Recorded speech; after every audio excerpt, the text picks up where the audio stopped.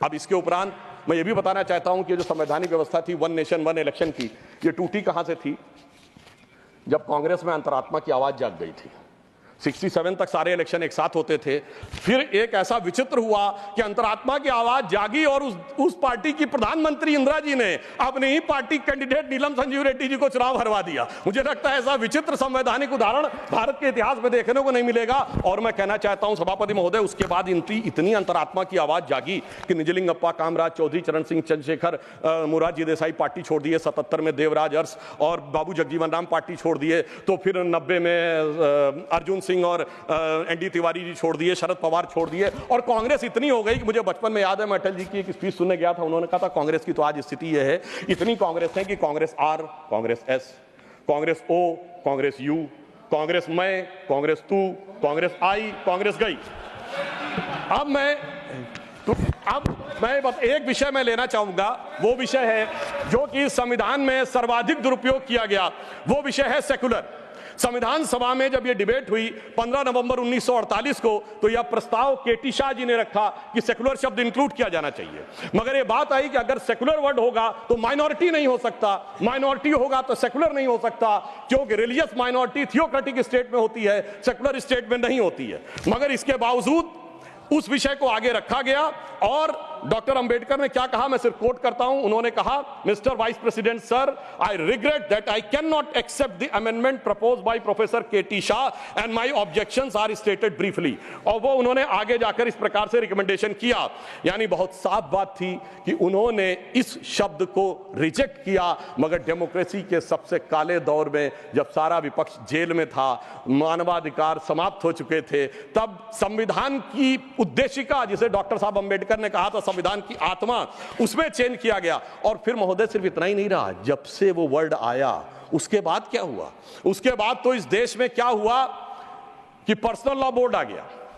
उसके बाद क्या हुआ कि एक ऐसा समय आया कि जब सुप्रीम कोर्ट और शरिया में यह लगा कि मतभेद है, तो इस देश की संसद ने सर्वोच्च न्यायालय के निर्णय को रौंद कर शाहबानो केस में शरिया को सुप्रीम कोर्ट से ऊपर कर दिया। मैं विनम्रता से कहना चाहता हूं, दुनिया के किसी सेकुलर देश में ऐसा कोई एक उदाहरण बता दें तो मैं अपना बयान वापस लेने को तैयार हूं।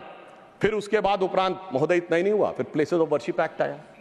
वो कहता है कि 15 अगस्त 1947 के बाद कोई चेंज नहीं होगा, ठीक है। मगर महोदय फिर वक्फ बोर्ड एक्ट आया, जो ये कहता है कि कोई समय सीमा नहीं रहेगी। और सूरत नगर निगम पे दावा किस बात पे है कि मुगलों के जमाने में वो सराय थी। तिरुचिरापल्ली के तिरुचुनेरी मंदिर पे इस बात पे है कि अरकाट के नवाब ने दे दिया था। यानी 200 साल 300 साल पहले के सरकारों के वो फरमान, जो कि सरकारें किस हिसाब से मानती थी। फिर कम्युनल वायलेंस बिल आया। अब मैं सिर्फ संक्षेप में 10 बिंदु बोलना चाहता हूं। जो लोग आज कहते हैं इस संविधान में उन्होंने क्या किया, मदरसा बोर्ड आया, मुस्लिम पर्सनल लॉ बोर्ड, इन सबको संवैधानिक मान्यता, संवैधानिक संरक्षण प्राप्त है।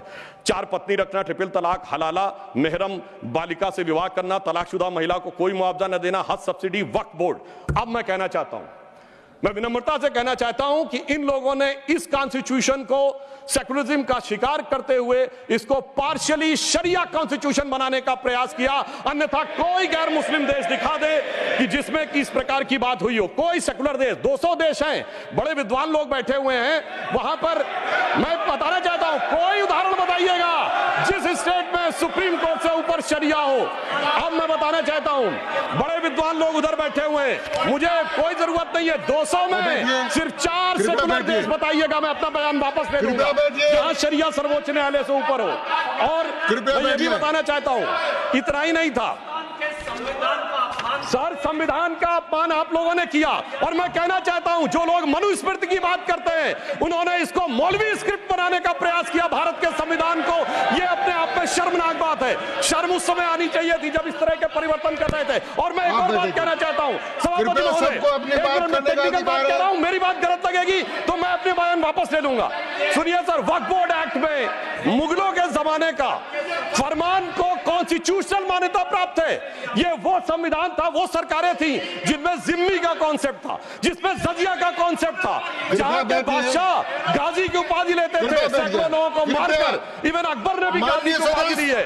यदि इस प्रकार की चीजों को तो मैं कहना चाहता हूं सर, मैं पूछना चाहता हूं, जिम्मी और जजिया के फरमानों को कॉन्स्टिट्यूशनल मान्यता देना क्या शरिया को संविधान में लागू करना नहीं है? इसीलिए मैं कहना चाहता हूं सुधांशु त्रिवेदी जी के अलावा किसी का रिकॉर्ड में नहीं जाएगा। आज मामला, सभापति महोदय, आज मामला मनुस्मृति बनाम संविधान का नहीं है। संविधान के बाबा साहब की पहचान और संविधान के ऊपर शरिया के निशान की है। और इसीलिए मैं बिल्कुल ईमानदारी से कहना चाहता हूं कि इन लोगों को सुधांशु त्रिवेदी जी के अलावा किसी का रिकॉर्ड पर नहीं जाएगा। कृपया आप शांत रहें। मगर मैं यह भी बात स्पष्ट करना चाहता हूं, हम कोई मुस्लिम समाज के खिलाफ नहीं है। शांति से अगर मुझे एक देश दिखा दीजिएगा जहां शरिया सर्वोच्च न्यायालय से ऊपर हो तब बात करिएगा। मैंने उदाहरण कोट किया।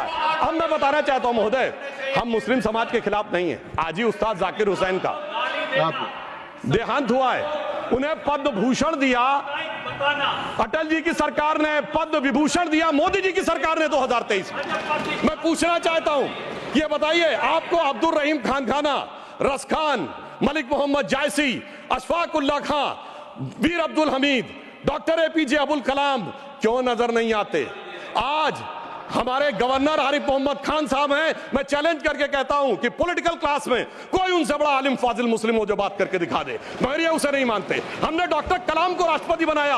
आलमे इस्लाम में बैतुल हिकमत के बाद से पिछले 700-800 सालों में उनसे बड़ा साइंसदान नहीं पैदा हुआ, पर उसको नहीं मानते। ये किसको मानते हैं? जाकिर नायक, इशरत जहां, याकूब मेनन, बुरहान वानी। इसकी वजह से सारी प्रॉब्लम है। यहां सोच कट्टरपंथी जहनियत की है। और मैं सभापति महोदय ये एक और फैक्ट कोट करना चाहता हूं। इन लोगों को बहुत वो लगता है, तो मैं फ्रीडम हाउस रिपोर्ट, वैसे फ्रीडम हाउस में बहुत से लोग इनके मित्र लोग भी हैं, उसका annual survey of political rights and civil liberties 1999-2000 वो कहता है कि दुनिया में धार्मिक मान्यता का लोकतंत्र से क्या रिश्ता है। तो वो पेज नंबर 211 पे लिखता है, there is a strong correlation between electoral democracy and Hinduism. वो कहता है कि जहां हिंदू धर्म है वहां पर ज्यादा डेमोक्रेसी, और उसमें Fiji, Guyana, Mauritius, Bharat, Nepal बहुतों को कोट किया है। और फिर उसने जो आगे कहा है वो इनको लगेगा। फिर उसने बुद्धिस्ट, व्हाट्सएप नहीं, मैंने कोट किया है रिपोर्ट के साथ, हवा में बात मत करिए। अब मैं आपको बताना चाहता हूं, और उन्होंने आगे एक और बात कही है। ब्रुकिंग्स ने अपनी रिपोर्ट में 2019 में मोदी जी के समय क्या लिखा है? India is a silver lining, even a gold lining of democracy, reported released in February 2019। सुनिए, व्हाट्सएप की बात करने वाले, February 2019 titled Democracy and Disorder and the Struggle for Influence on New Geopolitics, page number 31। अब मैं एक दो विषय का उत्तर देना चाहता हूं जो हमारे माननीय नेता प्रतिपक्ष जी ने कहा। उन्होंने कहा कि झंडे का विरोध करने की बात, हम तो ईमानदारी से कहना चाहते हैं कि हम कभी झंडे के विरोध में नहीं थे। झंडे में, अब सर पूरी बात सुनिए सर, मैं कोट कर रहा हूं, अब सर मैं कोट कर रहा हूं, अब सुनिए सर, मैं महात्मा गांधी को कोट कर रहा हूं। सुनिए सर, महात्मा गांधी कोट कर रहा हूं। महात्मा गांधी ने 6 अगस्त 1947 को कहा, अगर भारत के झंडे पर चरखा अंकित नहीं होगा तो इस झंडे का अभिवादन करने से मैं इनकार कर दूंगा। आप तो जानते ही हैं, भारत के राष्ट्रीय झंडे पर सबसे पहली परिकल्पना मैंने की थी। बिना चरखे के निशान के भारतीय झंडे की कल्पना नहीं है। वैसे पंडित नेहरू और अन्य लोगों ने मुझे बताया है कि नए ध्वज में बना चक्र चिन्ह चरखे का प्रतीक है। कुछ लोग इसे सुदर्शन चक्र बताते हैं, मगर मैं समझता हूं क्या है सर, स्रोत है संपूर्ण गांधी वाङ्मय, खंड 89, पृष्ठ 11। अब आप बताइए, आप कहेंगे कि महात्मा गांधी उनका विरोध कर रहे थे, इसलिए मैं कहना चाहता हूं महोदय, 2-3 मिनट में समाप्त कर दें। जी मैं समाप्त कर रहा हूं सर। एक बात और कहना चाहता हूं, अंगूठा कटवाने की बहुत बात कही गई।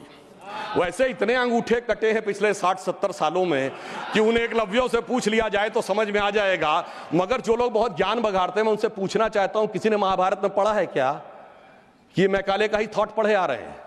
मैं किसी के प्रति अपमान नहीं करना चाहता। 100 में 99 लोगों को यह नहीं पता कि वो किस चैप्टर में है। महाभारत के वन पर्व में है, जहां पर जब एकलव्य का वो पूरा विशेष नहीं जाता, जब द्रोणाचार्य उससे पूछते तुम अपना परिचय दो, तो कहता मैं मगध नरेश जरासंध के प्रधान सेनापति हिरण्यधनु का पुत्र Eklavya. He was the chief of the armed forces. माननीय सदस्यगण, ऐसे कहते जैसे माननीय सदस्यगण, जो बचे हुए माननीय सदस्य बोलने वाले हैं उनको कल अवसर मिल सकेगा। आप कृपया 1-2 मिनट में समाप्त करें। जी हम समाप्त करते हैं। तो इसलिए मैं कहना चाहता हूं, जब अगर आप हकीकत में देखेंगे तो समझ में आएगा। और मैं आज प्रधानमंत्री जी को धन्यवाद देना चाहूंगा। महोदय, ये जरासंध की सेना वो थी जो उस समय भारत की सबसे शक्तिशाली सेना थी, जिसके लिए कृष्ण जी भी एक बार छोड़े थे तो रणछोड़ नाम पड़ा था। अगर ट्राइबल उसका चीफ था, ये भी तो पूरी बात बताओ। और आज 5000 साल के बाद जब महामहिम राष्ट्रपति ट्राइबल समाज से हैं, तो पहली बार तीनों सेनाओं का सर्वोच्च अध्यक्ष एक बार पुनः ट्राइबल हुआ है। तो मुझे लगता है भारत की परंपरा को सही ढंग से समझने का एक अवसर मिला है। इसलिए मैं कहना चाहता हूं सभापति महोदय, बस एक दो लाइन में समाप्त करता हूं। अगर महाभारत ही पढ़ना है तो महर्षि वेदव्यास की दृष्टि से पढ़ो, विदुर की दृष्टि से पढ़ो, शकुनी की दृष्टि से पढ़ोगे, भाइयों को लड़ाने वाले शकुनी की दृष्टि से, तो यही नजर आएगा। मगर क्या बताएं सभापति महोदय, ये भाइयों में लड़ाने वाले शकुनी, भाइयों में लड़ाने वाले मंथरा की मनोवृत्ति इतनी व्याप्त हो गई है देश में कि आज इस देश को, और मैं एक पॉइंट और कहना चाहता हूं सर, कमिटेड जुडिशरी की तो बहुत बात की गई, पर इस देश में एक ऐसा उदाहरण भी हुआ है जब एक जज कांग्रेस का नेता रहने के बाद जज हो गया। सर 1962 से 68 तक जस्टिस बेहरुल इस्लाम राज्यसभा में कांग्रेस के सदस्य रहे, फिर 68 से 72 तक दोबारा सदस्य रहे। 72 में उन्होंने रिजाइन किया और जाकर बन गए गुवाहाटी हाईकोर्ट के जज। फिर वो वहां बने चीफ जस्टिस गुवाहाटी हाईकोर्ट में। उसके बाद महोदय उन्होंने रिजाइन किया और बरपेटा से कांग्रेस का टिकट मिला। अब वो टिकट इलेक्शन काउंटरमांड हो गया, 84 में फिर राज्यसभा के सदस्य बन गए। अरे भाई, इस्तीफे के बाद आप बहुत कहेंगे कि जो राज्यसभा में आए कांग्रेस के नेता सांसद रहने के बाद, और उन्हें सुप्रीम कोर्ट का जज 8 महीने के गैप के बाद बनाया गया। मुझे लगता संविधान का इससे बड़ा अपमान नहीं हो सकता था जो हमें देखने को मिला। और अंत में सभापति महोदय, मैं सिर्फ यह कहना चाहूंगा एक पंक्ति में कि भारत की लोगों के बारे में एक विचार करिए। कुंभ का मेला होने जा रहा है, जो दुनिया का सबसे बड़ा ऑर्गेनाइजेशन है, और ये किस साइंटिफिक आधार पे होता है? जुपिटर के 12 साल के सर्किल पे। अरे उन्हें तो 200-300 साल पहले जुपिटर के सर्किल का नहीं पता था, हम हजारों साल से आ रहे हैं। मगर क्या बताएं महोदय, जिनकी सोच ही देश के लिए अलग है। तो मैं अंत में कहना चाहूंगा, उनके लिए हम लोग कभी एक गीत गाते थे जब हमारी सरकार नहीं थी, उगा सूर्य कैसा कहो मुक्ति का ये, उजाला करोड़ों घरों में न पहुंचा। तो मैं उनके लिए कहना चाहता हूं, न संयम व्यवस्था न एकात्मता है, भरी है अभी तक मनों में गुलामी, वही राग अंग्रेजियत का पुराना, सुनाते बड़े लोग नामी गिरामी, प्रजातंत्र की धार उतनी गगन से मगर निर्जन सागरों तक न पहुंचा। उगा सूर्य कैसा कहो मुक्ति का ये। अंत में मैं एक पंक्ति कहकर समाप्त करता हूं। सर, इन्होंने जितना भी विभाजन क्रिएट करने का प्रयास करें, पर हम उस सिद्धांत को मानते हैं कि जाति, वर्ग और प्रांत भेद के भ्रम को दूर भगाता है। सबके मन का भाव एक है, सबकी भारत माता है, अनेकता में ऐक्य मंत्र को जन जन फिर अपनाता है। देखो प्यारा देश हमारा आगे बढ़ता जाता है। धन्यवाद। The House stands adjourned to meet at 11 AM on Tuesday, the 17th December 2024.